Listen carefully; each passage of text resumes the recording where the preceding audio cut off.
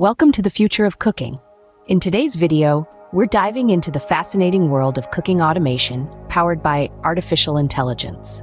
Imagine having a personal chef that learns your taste preferences, dietary restrictions, and even your schedule to prepare meals accordingly. That's no longer a dream. It's becoming a reality with AI. Artificial intelligence has permeated every aspect of our lives, and the kitchen is its next frontier. From smart ovens that can cook a meal to perfection with minimal input, to AI-powered apps that suggest recipes based on what's in your fridge, the culinary world is undergoing a technological revolution. Dive into how AI is making cooking more accessible, personalized, and efficient.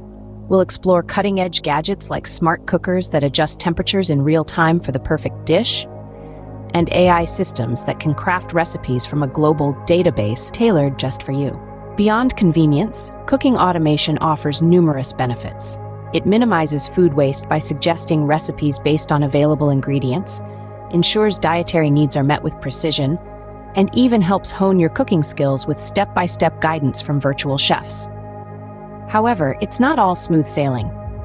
We'll discuss the challenges of integrating AI into traditional cooking practices, including the need for data privacy, the cost of smart kitchen gadgets, and ensuring these technologies are accessible to everyone.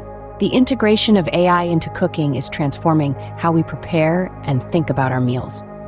As we continue to innovate, the kitchen of the future promises to be more intuitive, efficient, and tailored to our individual needs. The era of cooking automation with AI is just beginning, and it's set to make our culinary experiences more exciting than ever. If you're excited about the future of cooking with AI, hit that like button, subscribe for more tech insights, and share your thoughts in the comments below. What AI-powered cooking gadget can you not wait to have in your kitchen? Let's discuss.